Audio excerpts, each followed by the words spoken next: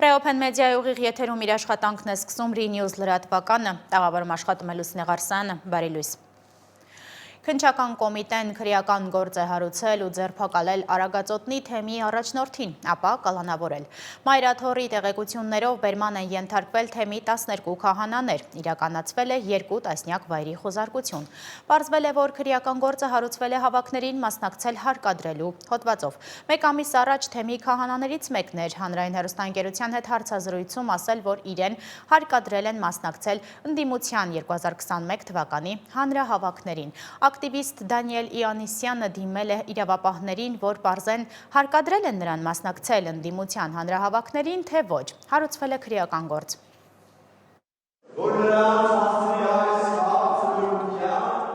Հովհանավանքի քահանա Տեր Արամն է, միայնակ է պսակադրության կարգն անում, մյուս հոգևորականը ձերբակալված է, իսկ դպիրներն ու սարկավագները հրաժարվել են նրա հետ մասնակցել պսակի արարողությանը։ Ձերբակալություններով ու խոզարկություններով է բացվել առավոտը Արագածոտնի թեմում։ 5 հոգևորականի եւ թեմի առաջնորդ Մկրտիչ Սրբազանին են բերման ենթարկել նրանց բնակարանները խոզարկելուց հետո։ Ավելի ուշ փաստաբան Արա Զոհրաբյանն է ահազանգել, որ Արագածոտնի թեմի առաջնորդին կալանքի են տանում։ Ըստ Զոհրաբյանի Սրբազանի նկատմամբ քրեական հետապնդում են հարուցել հավաքների հետ կապված, նաև քվեարկության արդյունքների վրա առերևույթ ազդելու համար։ Մինչև կալանքի մասին տեղեկությունը հայտնի չէր եպիսկոպոսի գտնվելու վայրը։ Պետական մարմնի այս վարքագիծն ըստ պաշտպանների առերևույթ համապատասխանում է քրեական օրենսգրքի բռնի անհետացման վերաբերյալ հոդվածին։ Այս մասով ես ինքս արդեն հաղորդում եմ ներկայացրել եւ նաեւ իմ Facebook-յան էջում սրա մասին գրել եմ, որովհետեւ մեր բոլոր փորձերը մեր վստահորդին հանդիպելու Պաստորեն ձախողվել է։ Մամուլում լուրեր էին պտտվում, թե ձերբակալություններն իրականացվել են Հովհանավանքի քահանա Տեր Արամի դատախազություն ներկայացրած հաղորդման հիման վրա։ Ավելի վաղ հանրային հեռուստատեսության եթերում քահանան հայտարարել էր, որ 2021-ի ընդդիմության ցույցերին մասնակցել է ոչ իր ցանկությամբ, այլ վերադասի հրահանգով, որը փաստացի Մկրտիչ եպիսկոպոս Պրոշյանն է, իսկ նա Գարեգին II վեհափառի քրոջ որդին է։ Հրահանգը եղել է, որ մանավանդ որ ես Երևանում եի ապրում, պետքա մասնակցեի բոլոր ցույցերին։ Դա այն դեպքում,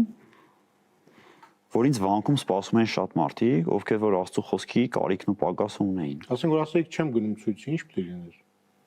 Խնդիրներ կլիներ։ Պետք է հստակ բացատրեի, թե ինչու չեմ գնում։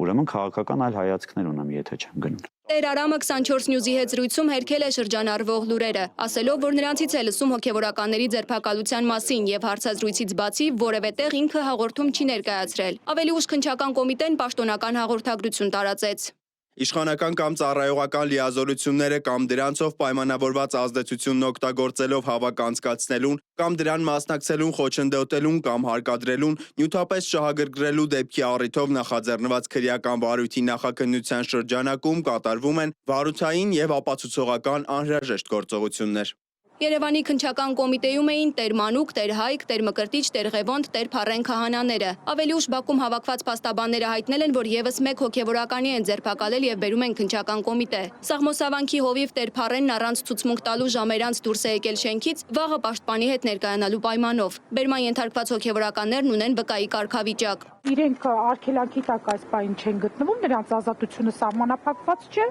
բայց տեսնում ենք, որ դուք էլ մեզ հետ արդեն առավել քան 2 ժամ է, չենք տեսնում, որ հոգևորականները դուրս գան եւ ազատ տեղաշարժվեն։ Իրավապաշտպանները նաև նշել են, որ հսկող ոստիկանները թույլ չեն տվել իրենց մտնել շենք եւ շփվել վստահորդների հետ, իրականացնել նրանց պաշտպանությունը։ Չեմ շնորհավորից։ Խոսել ոստիկանների միջոցով։ Մարդկանց էլ խիստ հրահանգել են ոչ մեկի չթողել,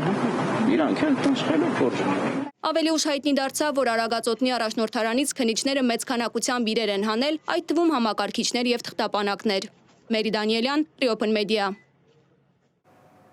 Արագածոտնի թեմում տեղի ունեցածին արձագանքները շատ սպասելի էին։ Իշխանական կողմը քննադատում է հոգևորականներին, որ խառնվում են քաղաքականությանը ու տեղի ունեցողը դիտարկում են բացառապես օրենքի տեսանկյունից։ Ընդդիմադիրներն էլ այն անվանում են եկեղեցու դեմ հերթական արշավ, հիշեցնելով, որ 2 օր առաջ Ադրբեջանի հոգևոր առաջնորդ Ալլահ Շուքյուր Փաշազադեն ՄԱԿ-ի գլխավոր քարտուղարի հետ հանդիպմանը քննադատել էր հայ եկեղեցուն որպես սպառնալիքը խաղաղությանը։ Այս պահին արդեն 3 բարձրաստիճան Ղազարեվյան հոգևորական է անազատության մեջ։ Ու սա ի թիվս այլ շատ լուրջ խնդիրների ուղիղ ազդեցություն է գործում նաև մարդկանց առօրյայի վրա։ News.am-ի մեր գործընկերները պարզել են, որ աշտարակում ու ամբողջ մարզում չեն կարողացել քահանա գտնել թաղման արարողության համար։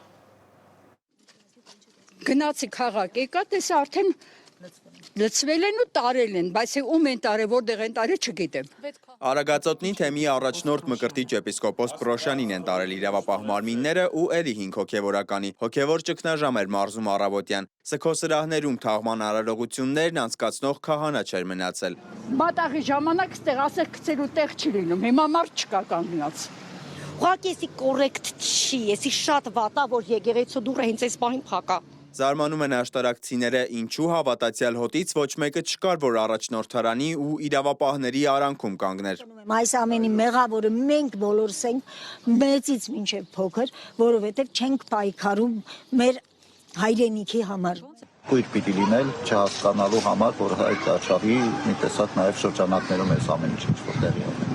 Նախկին ՄԻՊ Արման Թաթոյանը նույնպես քաղաքական ենթատեքստ է տեսնում առավոտյան կատարվածի մեջ, ասում է վարչապետի մատն է խառը։ Ակնհայտ է վարչապետի կարգավիճակն ունեցող Փաշինյանը իր վրա է վերցրել միաժամանակ դատախազի, քննիչի, օպերատիվ աշխատակցի լիազորություններ եւ դրա հենց այդ տրամաբանությամբ էլ գործում է քաղաքական հրահանգներով։ Ազգային ժողովի պատգամավոր Տիգրան Աբրահամյանը ֆեյսբուքյան գրառմամբ է անդրադարձել, նշել, որ տուն պահելու, քաղաքականությամբ չզբաղվելու անվան տակ դաշտ են բացում եկեղեցու դեմ հարվածների։ Սա Մայրաթորի դեմ հարձակումների հերթական փուլն է։ Նաև իշխանության գլխավոր հարվածի նախապատրաստությունը, որն ըստ նախապես հայտարարվածի պետք է տեղի ունենա հոկտեմբերին։ Աբրահամյանի իշխանական գործընկեր Լուսինե Բադալյանը տեղի ունեցողին այլ մեկնաբանություն է տվել։ Նրա խոսքով երկրի ներսում դավադրություն հյուսող հոգևորականները պետք է պատժվեն։ Շատ ավելի ազնիվ կլինի, որ այդ հոգևորականները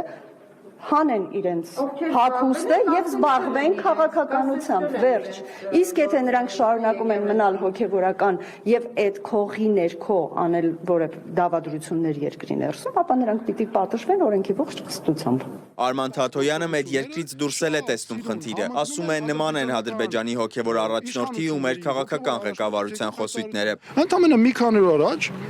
ադրբեջանական հոգևոր առաջնորդը էլի նորից գնացել էր միջազգային այս անգամ հանրության մոտ, էլի բողոքում էր հայոց առաքելական եկեղեցու դեմ, հայոց առաքելական եկեղեցին պատերազմի քարոզիչ է, ռևանշիստ է, բայց խաղաղության, բայց ժողովուրդ ջան, դուք նայեք իրենց բառերը։ Մեկին մեկ համընկնում են։ Այլ բան է պարզվում լրագրողների հետ Դանիել Իոաննիսյանի զրույցից։ Ասում է հիմքը Հովանավանքի քահանայի հայտարարությունն է։ Իրենք դրա հիմքով հաղորդում են ներկայացրել դատախազություն առանց մանրամասներ նշելու։ Երբ որ հրապարակային դաշտում ժողովրդավարական կարգին դեմ ուղղված որևիցե արարքի վերաբերյալ հայտարարություն է լինում, մենք դրա հետ կապված միշտ հաղորդում ենք ներկայացնում։ Ինչն է արել ենք այս անգամ։ Այսինքն դա մեր դեպքում ստանդարտ բան է, հաղորդման մեջ ենթադրյալ կատարողների անուններ, բաներ, առավելևս եկեղեցականների անուններ ոչինչ չկար։ Միայն ուշադրություն են գրավել, խնդրել են քննել։ Իդեպ Իոաննիսյանը հաղորդում էր ներկայացրել նաև Միքայել արքեպիսկոպոսի հայտարարությունների վերաբերյալ։ Հունիսին, երբ Շիրակի թեմի առաջնորդին ձերբակալեցին, նա բացահայտեց, որ ավելի վաղ իր դիմումին դատախազությունն ընթացք չէր տվել։ Սիմոն Հովանիսյան, Reopen Media։ Սամվել Կարապետյանի կալանքը երկարաձգվեց ևս 30 օրով։ Այս որոշումը ժամեր առաջ կայացրեց հակակոռուպցիոն դատարանը Վահե Դոլմազյանի նախագահությամբ։ Դատարանն այսօր արձանագրեց, որ մեղադրանքի թե երկրորդ, թե երրորդ դրվագը նույնիսկ հիմնավոր կասկածի շեմը չեն հաղթահարել։ Իսկ ինչ վերաբերում է կոչերին, պատկերացումը կարծես այնպիսին է, որ այս մեկ ամիսը երկարաձգվում է այն տրամաբանությամբ, որ կամ ավարտեք այս գործը, կամ ուղարկեք դատարան, կամ ընդհանրապես ավարտեք, ասել է Սամվել Կարապետյանի պաշտպան Արամ Վարդևանյանը, շեշտելով, որ այսպիսով քննիչի ներկայացրած միջնորդությունը բավարարվեց մասնակի։ Ադրբեջանում էլ է աղմկահարույց քրեական գործ հարուցվել, ձերբակալել են Ալիևների աշխատակազմի անփոխարինելի ղեկավար Ռամիզ Մեհմեդևին։ 87 տարեկան այս ադրբեջանցին Ալիևների աշխատակազմի ղեկավարն էր 95 թվականից։ Հիմա ամբողջ Ադրբեջանը նրան մեղադրում է դավաճանության, ավելի կոնկրետ Ռուսաստանի օգտին աշխատելու մեջ։ Նրան 4 ամսով տնային կալանքի են ուղարկել։ Մեհդիևին Ալիևը գործից հանել էր 2019 թվականին։ Նա հսկայական ունեցվածք ունի հատկապես Բաքվում ու քանի որ դավաճանության մասին է խոսքը, ենթադրվում է, որ նրա տասնյակ բնակարաններն ու անհաշիվ հարստությունը Ալիևը կխլի։ Դոնալդ Թրամփը, որի մոտ Հայաստանի ու Ադրբեջանի ղեկավարները նախաստորագրել էին խաղաղության համաձայնագիրը, հրապարակել է սեփական պատկերով պաստառ, որտեղ թվարկված են նրա դադարեցրած պատերազմները։ Մենք 7-րդն ենք, 8-րդն էլ Իսրայել-Գազան է։ Մերձավոր արևելքում խաղաղության հասնելուց հետո հիմա Թրամփը կենտրոնացել է ուկրաինական ճգնաժամի վրա։ Ուկրաինայում վիճակը շարունակում է մնալ ծանր ոչ միայն ռազմի դաշտում, այլև էներգետիկ ու այլ ենթակառուցվածքների գործունակության խնդրում։ Զելենսկին նորից գնում է Թրամփի մոտ Վաշինգտոն ու ամերիկացիները կարծես լուրջ զենքեր են նրան տալիս։ Դոնալդ Թրամփը սպառնում է Ուկրաինային տրամադրել հեռահար Թոմահաուք հրթիռներ, եթե Ռուսաստանը չդադարեցնի պատերազմը։ Այս հայտարարությունը, որն արվել է Իսրայել թռչելիս, կտրուկ սրել է իրավիճակը, ստիպելով աշխարհին քննարկել ոչ միայն պատերազմի ընդլայնման, այլև միջուկային էսկալացիայի հնարավորությունը։ Թրամփի խոսքով ինքը եւ Ուկրաինայի նախագահ Վոլոդիմիր Զելենսկին քննարկել են Կիևի խնդրանքը Patriot համակարգերի հետ մեկտեղ ստանալու նաեւ Թոմահաուկներ։ Մենք քննարկեցինք, թե ինչ զենքեր են անհրաժեշտ Ուկրաինային։ Նրանց խիստ անհրաժեշտ են Patriot համակարգեր։ Նրանք նաև կցանկանային ունենալ Tomahawk հրթիռներ, ինչը զգալի առաջընթաց է։ Ես կքննարկեմ դա Ռուսաստանի հետ արդարության համար։ Tomahawk-ը բացառիկ զենք է, խիստ հարձակվողական։ Իսկ Ռուսաստանին դա պետք չէ, նրանք դրա կարիքը չունեն։ Ես ցանկանում եմ, որ պատերազմը կարգավորվի։ Կիևի իշխանությունները հետաքրքրված են Tomahawk ձեռք բերելով, որոնք կարող են Ուկրաինային թույլ տալ հզոր մարտագլխիկներով ճշգրիտ հարվածներ հասցնել Ռուսաստանի տարածքի խորքերում գտնվող թիրախներին, ներառյալ Մոսկվային։ Այս քննարկումներին զուգահեռ Ուկրաինայի էներգետիկ համակարգը գտնվում է կոլապսի եզրին։ Ռուսական հարձակումների հետևանքով Կիևում եւ երկրի մի շարք այլ մարզերում սկսվել են զանգվածային հովհարային անջատումներ, ինչը դարձել է ուկրաինական կողմի բանակցությունների գլխավոր թեմաներից մեկը Վաշինգտոնում։ Մինչ դիվանագետները քննարկում են նոր զինատեսակների մատակարարումը, ճակատային գծում շարունակվում են կատաղի մարտերը։ Ռուսաստանի պաշտպանության նախարարությունը հայտարարում է Դոնեցկի մարզում նոր բնակավայր գրավելու եւ Ուկրաինայի ռազմական ենթակառուցվածքներին հարվածներ հասցնելու մասին։ Իր հերթին Ուկրաինայի գլխավոր շտաբը հայտնում է ռուսական գրեթե 100 հարձակում հետ մղելու եւ հակառակորդի հրամանատարական կետերին հարվածելու մասին։ Մոսկվայի արձագանքը Թրամփի հայտարարությանը եղել է կտրուկ։ Ռուսաստանի արտգործնախարարության պաշտոնական ներկայացուցիչ Մարիա Զախարովան զգուշացրել է, որ Թոմահաուկների մատակարարումը կհանգեցնի ճգնաժամի սրման նոր փուլի։ Մենք զգալիորեն կատարելագործել ենք մեր հոբ համակարգը։ Թեվավոր հրթիռը հզոր զենք է, որի ձեռքբերումը Կիևի ռեժիմի կողմից կհանգեցնի ուկրաինական ճգնաժամի սրացման նոր լուրջ փուլի։ Խնդիրը նույնիսկ այնքան էլ այն չէ, որ Տոմահավքները կհայտնվեն Ուկրաինայի զինված ուժերի տրամադրության տակ, այլ այն, որ դրանց կիրառումն առանց ամերիկացի զինվորականների ուղղակի մասնակցության պարզապես անհնար է։ Ոչ պակաս կոշտ է արձագանքել Բելարուսի նախագահ Ալեքսանդր Լուկաշենկոն։ Նա զգուշացրել է միջուկային պատերազմի վտանգի մասին։ Ոչ մի Թոմահավք հարցը չի լուծի։ Դա իրավիճակը կհասցնի միջուկային պատերազմի էսկալացիայի։ Հավանաբար Դոնալդ Թրամփը սա ավելի լավ է հասկանում, քան որևէ մեկը, քանի որ նա չի շտապում հանձնել այս մահացու զենքը եւ թույլատրել հարվածներ հասցնել Ռուսաստանի խորքերին, ինչի վրա որ հույսը դնում է նախագահ Զելենսկին։ Միացյալ Նահանգների պատերազմի նախարար Փիթ Հեքսեթը Բրյուսելում ՆԱՏՕ-ի գործընկերների հետ հանդիպումից հետո հայտարարել է Ռուսաստանի դեմ լրացուցիչ միջոցներ կիրառելու պատրաստակամության մասին, եթե Ուկրաինայի հակամարտությունը մոտ ժամանակներս չհաջողվի կարգավորել։ New York Times-ը գրում է, որ Պենտագոնն արդեն ունի պատրաստի ծրագիր Ուկրաինային Թոմահաուք հեռահար հրթիռներ վաճառելու եւ փոխանցելու համար, եթե Թրամփը համապատասխան հրաման արձակի։ Աննա Հարությունյան, Open Media։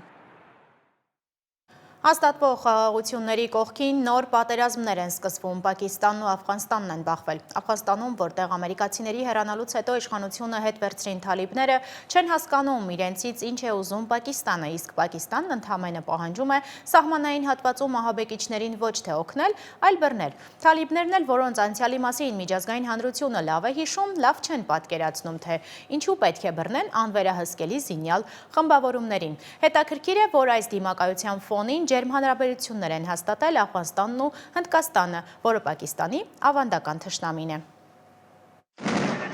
Ավելի քան 12 քաղաքացիական անձ է զոհվել եւ 100-ից ավել մարդ է վիրավորվել Աֆղանստանի եւ Պակիստանի ուժերի միջև վերջին բախումների հետևանքով։ Լարվածությունը պայմանավորված է Պակիստանի պահանջների վրա, որ Թալիբանի կառավարությունը գործի պակիստանյան ահաբեկիչների դեմ, ոչ թե տրամադրի ապաստան եւ օգնություն։ Քաբուլը երգում է ահաբեկիչների հետ ցանկացած կապ։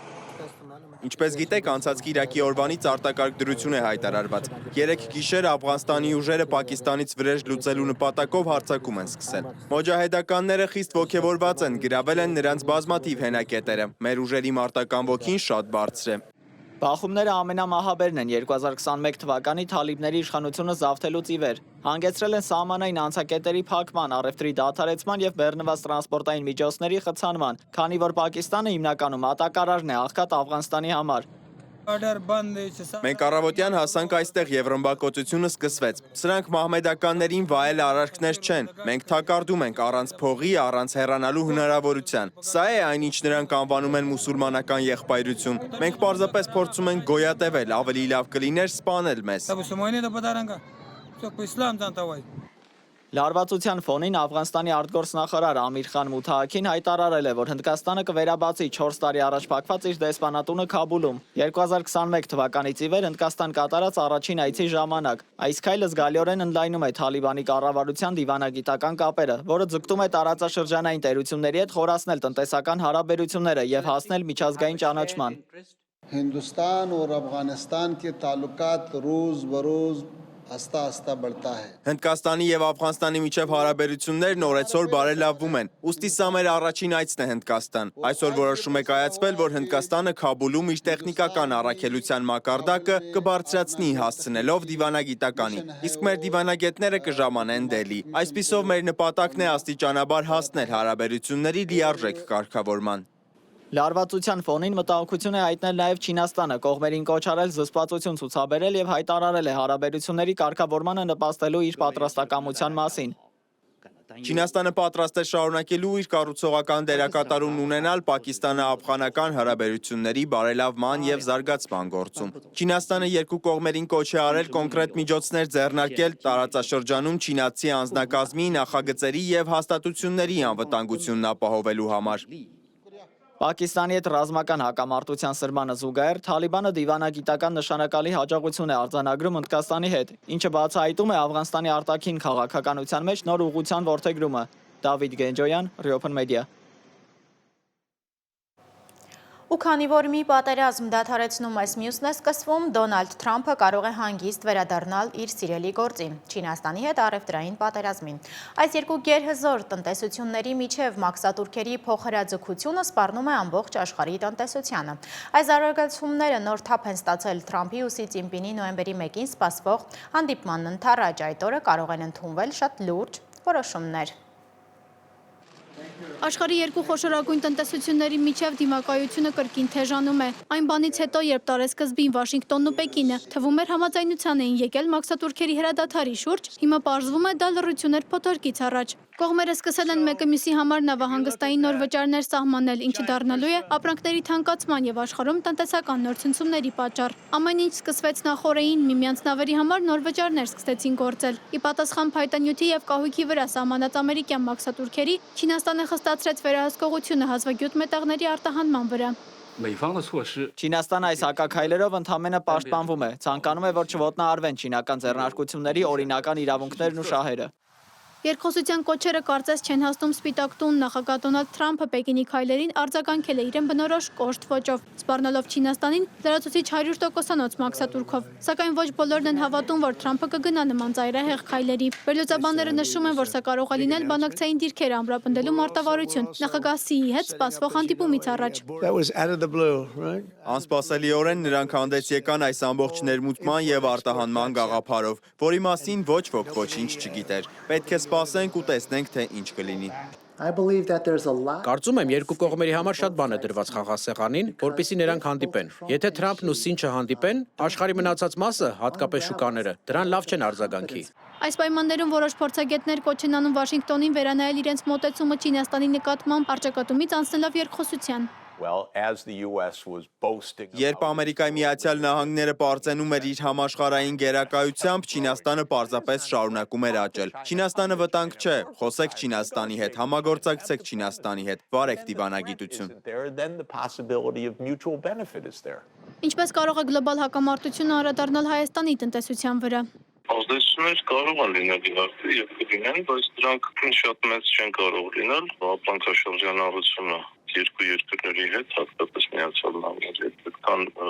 մեծ չէ։ Դրական առումով ոսկու արտահանման բաղով իհարկե համաշխարհային շուկայի գները դրական ազդեցություն կունենան։ Այսպիսով աշխարհը սպասում է նոյեմբերի 1-ին Ասիական եւ Խաղաղօվկիանոսյան տնտեսական գագաթնաժողովում կհանդիպեն Թրամփը եւ Սի Ցինփինը։ Հենց այստեղ պարզ կդառնա նոր ավելի կործանարար առևտրային պատերազմ է աշխարհին սպառնում, թե կհաղթի դիվանագիտությունը։ Անի Հովհաննիսյան, Ռեոփան մեդիա։ Ֆրանսահայ ռեժիսոր Գոյրուն Ապրիկյանը ստեղծել է կոմիքսների մի ամբողջ գիրք Արցախի մասին։ Գիրքը կոչվում է «Մենք ենք մեր սարերը» եւ կոմիքսներով պատմում է Արցախի ամբողջ պատմությունը։ Կոմիքսներն առհասարակ հատկապես Ֆրանսիայում վերջին շրջանում շատ մեծ ժողովրդականություն են վայելում։ Եթե նախկինում դրանք ավելի շատ մանկապատանեկան բովանդակություն ունեին ու նախատեսված էին երեխաների ու դեռահասների համար, այսօր կոմիքսները մեծ պահանջարկ են վայելում նաեւ մեծահասակների շրջանում։ Գրքի շնորհանդեսը Ֆրանսիայում տեղի է ունեցել 3։ Նշեմ, որ Գոյրուն Ապրիկյանի հոր, կոմպոզիտոր Գարբիս Ապրիկյանի անունով նույն օրը Փարիզի կենտրոնում հրապարակ են անվանակոչել։ Ֆրանսիացի լրագրող Էլիզը 1990-ին բացահայտում է Արցախն ու ռմբակոծությունների տակ ապրող հայրենիքը չլքող արցախցիների չկոտրվող ոգին։ Էլիզը ֆրանսահայ ռեժիսոր Գոյրուն Ապրիկյանի Արցախին նվիրած կոմիքսների գրքի հերոսուհին է։ Հեղինակն այն անվանել է «Մենք ենք մեր սարերը» եւ եվրոպացի լսարանին ներկայացրել հայկական Արցախի իրական պատմությունը, այնպես, ինչպես որ կա հին ժամանակներից մինչև մեր օրեր։ Լեռնային Ղարաբաղի պատմությունը հասկանալու համար պետք է իմանալ հայերի պատմությունը, Օսմանյան կայսրության, պարսկական, ռուսական կայսրությունների պատմությունը։ Հայաստանը մոլորակի շատ փոքր մի մասն է, բայց այն աշխարհի թեժ կիզակետում է։ Եվ ես կարծում եմ, որ արևմտյան ընթերցողները պետք է հետաքրքրվեն սրանով, եւ դա նրանց թույլ կտա ոչ միայն հասկանալ Արցախի պատմությունը, այլև դրա միջոցով շատ բան կիմանան ընդհանուր համաշխարհային պատմության մասին։ Ղարաբաղյան շարժման, արցախյան հերոսամարտի պատմությունից մինչև 44-օրյա պատերազմ, բլոկադա, Արցախի էթնիկ զտում եւ Թրամփի ճանապարհի համաձայնագիր, որտեղ ոչ մի բառով նշված չէ արցախցիների հարցը։ Սցենարիստը սկսել է աշխատել այս նախագծի վրա ավելի վաղ, քան 2023-ի ողբերգական դեպքերը տեղի կունենային։ Վերջին պահին դրանք էլ է ավելացրել։ Կոմիքսների գեղարվեստական պատմությունը համեմված է դոկումենտալ դրվագներով։ Ինձ համար սա այս գիրքը ստեղծելը Արցախի պայքարում իմ բաժին փոքրիկ քարը դնելն է։ Սակայն ցավում եմ, որ այդ քարը շատ ուշ դրեցի, այդուհանդերձ ուրախ եմ, որ հանդիպածս դժվարությունների ճանապարհին կարողացա այն ամեն դեպքում ավարտին հասցնել։ Արցախին նվիրված առաջին կոմիքսների գիրքն արդեն իրականություն է։ Գրքի համասցենարիստը Ժան-Բլեզ Դիժանն է, իսկ պատկերազարդողը իտալուհի Մարիա Ռիկոն, որոնք հեղինակի հետ միասին Լեռնային Ղարաբաղի պատմությունը ներկայացրել են խնամքով յուրաքանչյուր դետալ հաշվի առնելով, հատկապես որ գիտեին Գոյրուն Ապրիկյանի սրտում այն հատուկ տեղ է գրավում։ Ես մոտ 1 ամիս մնացի Արցախում։ Դա շատ չէ, բայց այնուամենայնիվ բավական ժամանակ է երկրին մի փոքր ընտելանալու համար։ Հանդիպեցի մարդկանց, իսկ հետո գրեցի Արցախի պատմությունը։ Արցախի կորուստը, մարդկանց ապրած ցավը, պատերազմը, շրջափակումը հսկայական ցավ է։ Այսօր ես նոր եմ գիտակցել, որ այլևս երբեք չեմ կարողանալու այնտեղ գնալ։ Նոր եմ հասկանում, որ այս բոլոր տարիների ընթացքում պետք է շատ ավելի հաճախ գնայի Արցախ։ Պետք է երեխաներիս էլ ստիպեի ավելի հաճախ այցելել Արցախ։ Եվ կարծում եմ ուղղակի ջուրը զգալը, հողը զգալը, քարին դիպչելը, այս ամենին ահա որ կարոտում եմ։ Գոյրուն Ապրիկյանն ասում է, Արցախի կորուստը նման է սգի, երբ ինչ-որ մեկին կարոտում ես, երանի ես տալիս, որ նրան պետք է ավելի հաճախ գրկեիր։ Հասմիկ Առաքելյան, Reopen Media։ Աշուն է, ինչը ենթադրում է, որ անձրև շատ կգա ու իհարկե մեծ հավանականությամբ փողոցները նորից կհեղեղվեն, ինչը վերջերս շատ հաճախ է լինում։ Եվ ահա մեր հայրենակից ծրագրավորող Էդուարդ Հայրումյանը որոշել է անձամբ լուծել հեղեղատահների հարցը եւ մաքրել դրանք որքան կարող է։ Ասում Էդուարդ ջան, ձեռնոց հագեք էլի։ Ինքը մաշկի գույնը ոչ մեկ չի հասկանում։ Երևանի փողոցներից մեկում կարելի է հանդիպել Էդուարդ Հայրումյանին։ Ձեռքին սովորական բահ, կողքին աղբով լիկույտեր։ Նա ծրագրավորող է, բայց իր ազատ ժամանակը տրամադրում է մի գործի, որն իր համոզմամբ շարքային քաղաքացին ընդհանրապես չպետք է աներ։ Վերջին տարիներին մայրաքաղաքում հորդառատ անձրևներից հետո առաջացած հեղեղներն ու դրանց կուտակումներն էին պատճառը, որ Էդուարդը որոշեց ինքնուրույն անցնել գործի։ Էդուարդը մաքրում է քաղաքի խցանված հեղեղատարները, փորձելով լուծել մի խնդիր, որը տարիներ շարունակ չեն կարողանում անել պատկան մարմինները։ Իմ պատկերացմամբ սա այն խնդիրը չի, որի վրա պետք է ուշադրություն դարձնի քաղաքացին, այս խնդիրը նենց պետք է լուծված լիներ, որ մարդիկ չնկատեին էլ ընդհանրապես սենց խնդիր գոյություն ունենալ իրավունք չկա էլի։ Նրա աշխատանքի մեթոդը բազմաշերտ է, նա ոչ միայն ֆիզիկապես բացում է խցանված դիտահորերը, այլև իր գործունեությունը վերածում է քաղաքացիական ճնշման գործիքի։ Ինչքան հնարավոր է քանդում եմ, ցույց եմ տալիս, որ կա փոսը, կա հեղեղատարը ու հավելվածով հայտ եմ բացում Երևանի քաղաքապետարան։ Գործիքը, որի մասին նա խոսում է, Active Citizen հավելվածն է։ Խնդիրը տեղում լուսանկարելուց եւ հայտը գրանցելուց հետո նա տեսանյութերը հրապարակում է նաեւ Facebook-ում, մատնանշելով պատասխանատու կառույցներին։ Մաքրել հանված աղբը։ Այսինքն ուղարկում ենք քաղաքապետարանին։ Արդեն իրանք համապատասխան այս խնդիրը, հիմա այս հանված աղբը, դա Երևանի քաղաքապետարանի խնդիրն է, պետք է գա եւ տանի ԵԱՍՄ-ի, իսկ դիտահորի հեղեղատարի բացելու շարունակությունը արդեն վիոլա ջրի խնդիրն է։ Արդյունքները թեև մասնակի, բայց կան նրա եւ այլ ակտիվ քաղաքացիների բացացայտերի շնորհիվ Թևոսյան, Ռուբինյանց, Միասնիկյան փողոցներում մի շարք հեղեղատարներ մաքրվել են, տեղ-տեղ նույնիսկ նոր կափարիչներ են տեղադրվել։ Սակայն ըստ ակտիվիստի խնդիրն ավելի խորն է։ Հաճախ պատասխանատուները, օրինակ Վիոլա ջուր ընկերությունը, ըստ նրա կատարում են ոչ լիարժեք աշխատանք։ Խողովակը բացեցինք, պարզ երևում է, որ այս է խողովակը, ինչպես եւ ամենասկզբից պատկերացնում էի, խողովակի ներսը եւս փակված է, հիմա սա փաստացի ձեռքի գործիքներով անհնար է բացելը։